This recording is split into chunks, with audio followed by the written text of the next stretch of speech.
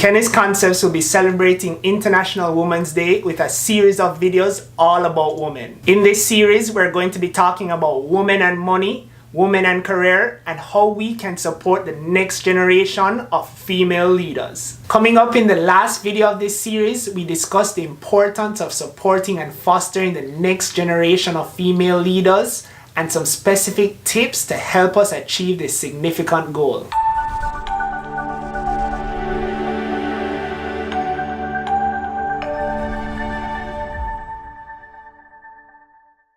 Welcome to Keniis Concepts, where the beauty of knowledge is our passion. The mission of this channel is to share useful insights and tips to help you on your personal and professional development journey. If you're new to this channel, welcome. If not, I'm super happy that you could join us once again. Remember to hit that subscribe button and bell notification to stay connected and know as soon as a new video is out. Also, if you like this video, show us some love and give us a thumbs up.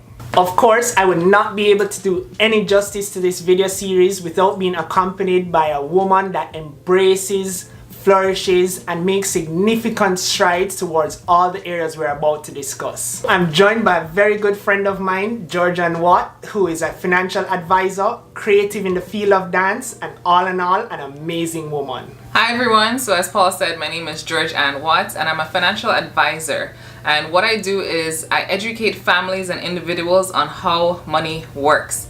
I tell all my clients that if you don't understand the money game, someone else is going to make money using your money. And also I'm a dance fitness instructor. I have a faith-based dance fitness program called Energy in Motion Dance Fitness, which aims to promote both physical and spiritual fitness. Before we go into the specific tips, what is your broad take on the next generation of women and leadership? I personally believe that there is enough space for everyone to occupy. And you know, it can be that shared collaborative space in terms of, you know, the next generation of women just being leaders in their own right. You know, women have a beautiful thing about us. There's a beautiful thing about us. You know, we have specific qualities that are not found in men, and that's not a bad thing, but it's just something that we can use to complement each other. You know, we're very intuitive. We have that nurturing, caring side. You know, there's just something that gives us an edge that we're able to see things differently from our male counterparts, which is great. So because of the different advances in technology, there's so much more that we can do. There's so many things that are available to us to use to our advantage, to just completely change, you know, the space that we're in, this world, everything, on a social level, on an economic level, on a culturally. It's a game changer technology, and for women to, you know, occupy those spaces, I think it's great. We're gonna see a lot of great things, and as I said, there's room for everyone to collaborate. So with that said, what would be your top 5 tips to help the next generation of female leaders? So my first tip would be to have confidence. You want to believe in yourself, believe in your God-given abilities. We achieve little because we attempt little. So that's definitely one advice I would leave. Believe in yourself, have confidence. So let me ask you, in my own experience, it seems like the new generation is effectively an evolution of us, and they are so passionate and filled with spirit and able to take on anything it is they put their mind to. Have you found that in your own experience? I found that in my experience when I just finished school. I was a lot younger and I had all the energy and excitement in the world. I literally felt as though I believed that I could take over all of Toronto. That's literally how I felt. That's how much excitement I had. And unfortunately, you know, throughout life and the different setbacks and disappointments, that excitement kind of died down. But I would definitely encourage, you know, if you have that excitement, that passion, roll with it. If you've lost it, then you know, kind of trace your steps back to, okay, what happened during that time for that to kind of die down or to just die out completely, and to just recapture, you know, that energy that you once had, because it's so important. It really fuels us, it really drives us. And you know, with social media, everything looks so easy and nice, like how we put together this video, but people don't know the hard work behind the scenes. And you know, we spoke about in the previous videos perseverance, and just not giving up. And you know, you have to believe in yourself. You definitely have to believe in yourself, knowing that you can do it no matter what. You have to be your biggest cheerleader, because there's gonna come times where, you know, your fans won't be there to support you. You won't have, you know, those likes to propel you. You have to be your own cheerleader and to just continue, you know, confidently making strides towards your goals, your dreams, and just fulfilling that vision that you have for your life. Yeah, and I think with that as well, as a current generation and our role as we try to nurture the next generation, it's important for us to let them know that, hey, this spirit that you have right now, do not let it go. Do not let it go at all. And there will be times that will come up that will kind of pick away at that, but please stay true to yourself, have that confidence, maintain that passion, and have that carried throughout your life. So that brings us to the second tip, which is having a positive mindset. And you know, as we spoke about before, having that confidence and that energy and that zeal, and over time it kind of dwindles down. And a large part of that is our own negative thinking. You know, on top of what we perceive other people might think, you know, again, that starts in our head. Have they really said that? Have we really heard that?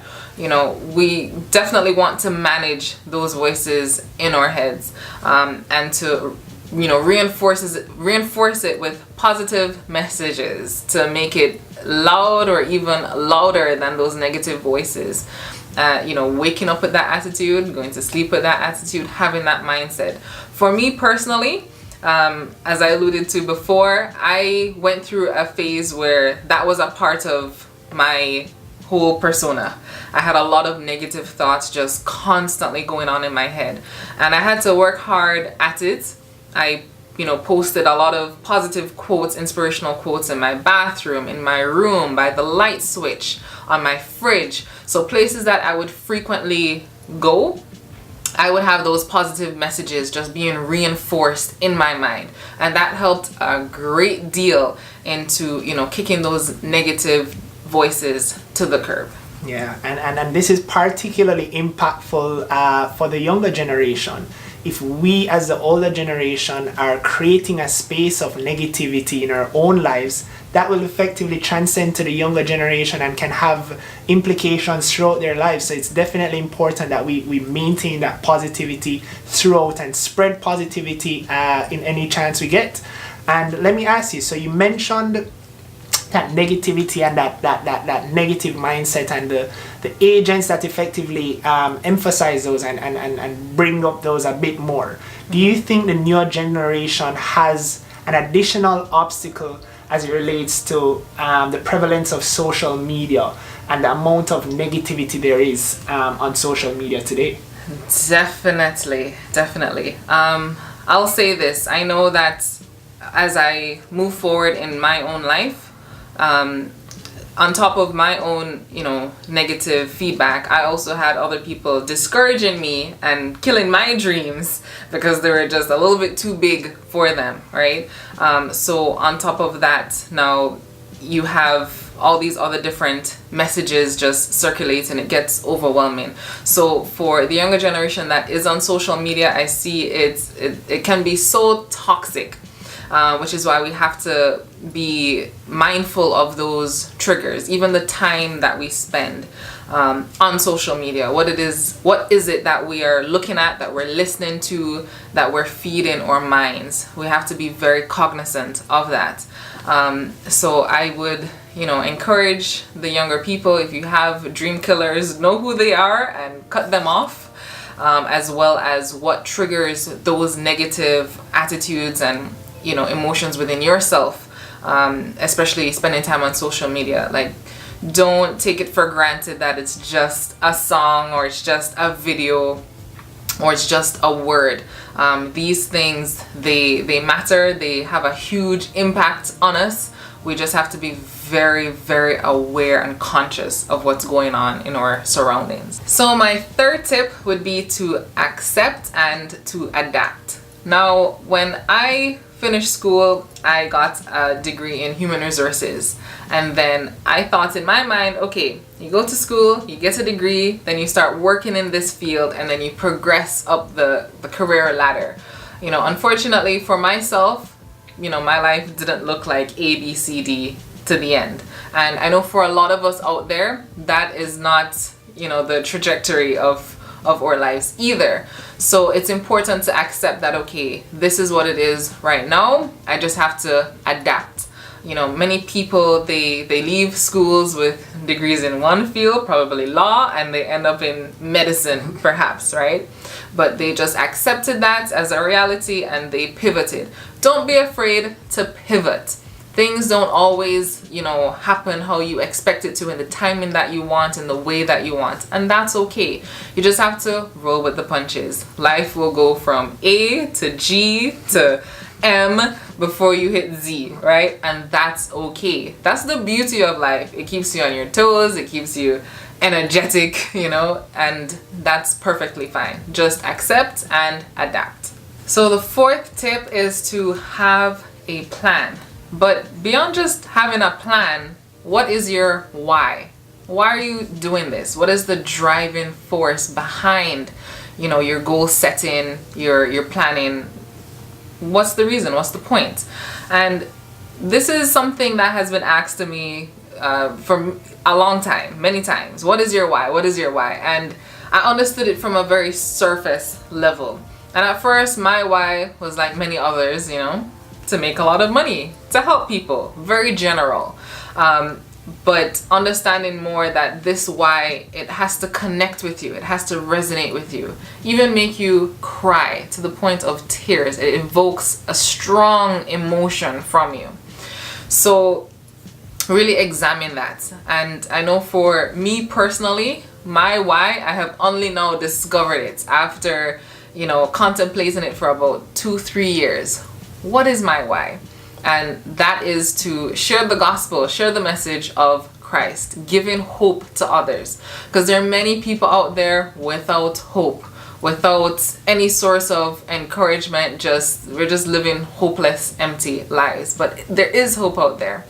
And also just serving. You know, we take our basic needs for granted. We live in a cold country here, extremely cold. Most of us hate the cold. But yet there are people out there without shelter, without warmth, without clothing.